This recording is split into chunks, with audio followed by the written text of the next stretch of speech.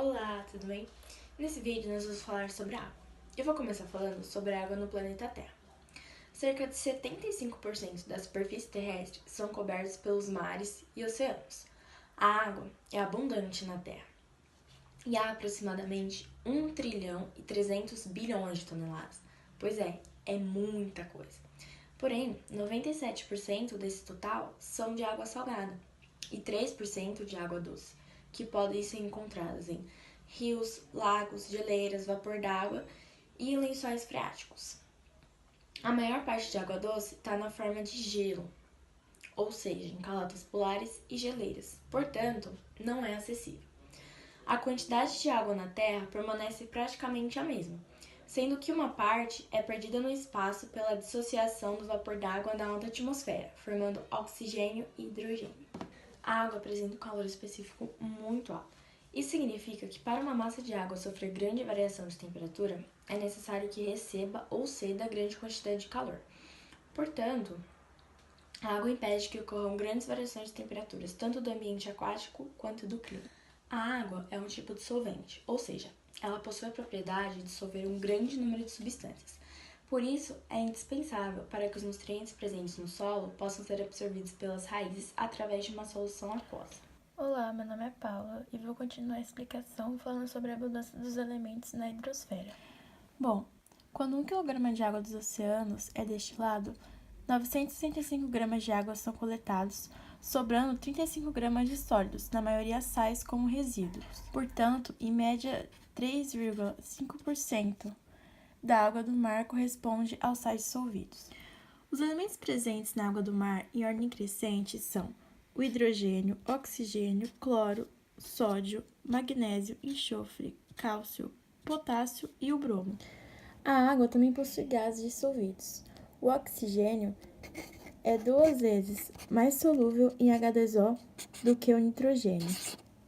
Mas, como a pressão do nitrogênio é 4 vezes maior do que a do oxigênio, o número de nitrogênio dissolvido em H2O é consequentemente 2 vezes maior do que o nível de oxigênio.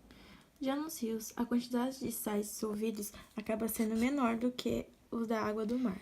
Denominamos de água salobra a água que possui mais sais dissolvidos do que a água doce, parecida com a água do mar. A água é considerada salobra quando possui entre 0,5 e 30 gramas de sais por litro. Nos estuários, a água salobra é resultante da mistura entre a água do rio mais a água do mar.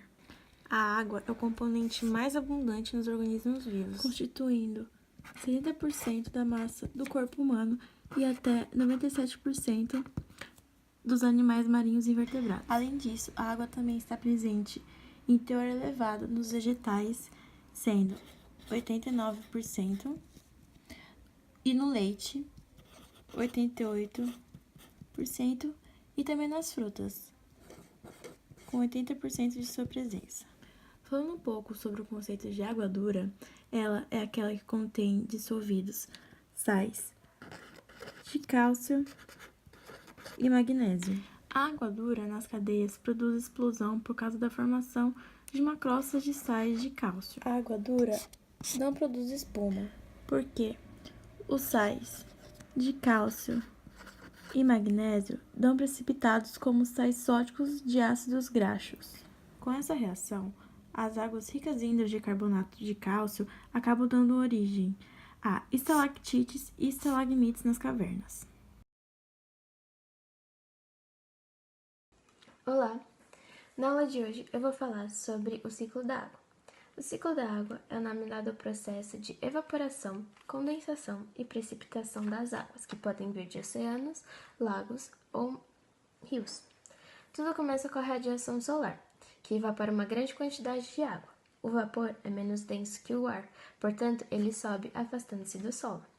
A partir daí, vem a parte da condensação, onde o vapor forma gotículas invisíveis, que quando são agrupadas formam as nuvens, neblinas ou névoas. Depois que a temperatura baixa, ocorre o fenômeno da chuva, e dependendo da temperatura, pode ocorrer de caírem flocos de gelo. Quanto mais baixa fica essa temperatura, a chance de cair gelo é maior. O granizo ocorre quando as nuvens estão numa altitude muito grande. E ao precipitarem, as gotas se misturam com sujeira ou fumaça, e assim elas formam as pedrinhas de gelo. Ao voltarem para o solo, a água pode cair de volta para os rios, lagos ou oceanos, ou então podem cair em terrenos e em plantas, formando lençóis freáticos, isso quando caem nos terrenos. E para finalizar, é importante lembrar que desde que a vida começou na Terra, a água sempre foi a principal base da alimentação. E durante todos esses anos, ainda tem o mesmo estoque original em movimento. Mas para que esse estoque não se esgote, é necessário a preservação do meio ambiente. Bom, essa foi a aula de ciclo da água de hoje e eu vou passar para o próximo professor agora. Obrigada. Boa noite, meu nome é Daniel e eu vou dar o módulo 2, a segunda parte, que é o tratamento da água. Eu vou dar a introdução rapidinho. A água proveniente de um rio ou represa contém sólidos em suspensão, substâncias sólidas em estado coloidal, substâncias dissolvidas e micro-organismos. A água potável é aquela boa para beber. Ela não deve conter micro-organismo, pode conter pequena quantidade de sais e ar dissolvidos. Deve ser límpida e não conter partículas sólidas em suspensão. A água de um rio, de um lago, de um reservatório, são feitos processos de tratamento da água para que ela possa se tornar potável, que é a que a gente pode beber. E esses processos são feitos em uma ETA, Estação de Tratamento da Água. Tem um esquema aqui, ó. Esse 1 seria a representação de um reservatório, de um rio ou de um lago. E eu vou passar os processos para vocês. São 10 processos até a água se tornar potável. Que é a peneiração, que é onde eles tiram a parte mais grossa, que é garrafas d'água, a sujeira. Aí tem a pré-cloração, adição de cloro, poderoso agente desinfetante. E a mistura rápida, adição de sulfato de alumínio e cal, CaO, com agitação mecânica da mistura, garantindo uma distribuição rápida e uniforme das substâncias. Tem a floculação, o sulfato de alumínio reage com o hidróxido de cálcio. Tem a decantação ou sedimentação, que os flocos sedimentam-se em um tanque. Tem a filtração, que é onde eles tiram areia, pedregulho, carvalhos, carvão. Tem aqui, ó, a fórmula da pré-cloração, que seria essa daqui, ó, perdão. E tem aqui a fórmula da floculação. Passando. O sétimo, pós-cloração, que adiciona-se o cloro para matar os micro-organismos. Em certas estações de tratamento, utiliza-se o ozônio no lugar do cloro. Tem a fluoretação, para reduzir a incidência de cáries, adiciona-se o composto de flúor. A concentração ideal do íon fluoreto na água é de uma parte por milhão, ou seja, 1 miligrama por litro. E a pós-cloração tem essa fórmula aqui, ó. Vamos lá. E tem as duas últimas, que é a aeração. Algumas vezes a água é borrifada no ar para eliminar os odores. E a 10, que é a última, ajuste do pH, adição de cal para diminuir a acidez. Esse é o tratamento da água que eles fazem para se tornar potável. E é isso. Eu vou passar agora para o próximo professor. Obrigado. Olá, meu nome é Maria e vamos falar nesse módulo sobre a poluição da água. Poluição da água é a degradação da qualidade da água, que pode prejudicar a saúde, a segurança e o bem-estar da população que consome ela. O primeiro tópico do módulo 3 da apostila de Química do segundo ano do ensino médio fala sobre água não poluída. A água não poluída é a água que podemos ingerir, utilizar para saneamentos básicos, irrigação dos nossos solos e alguns processos industriais. O segundo tópico dessa aula é poluição da água por matérias orgânicas biodegradáveis.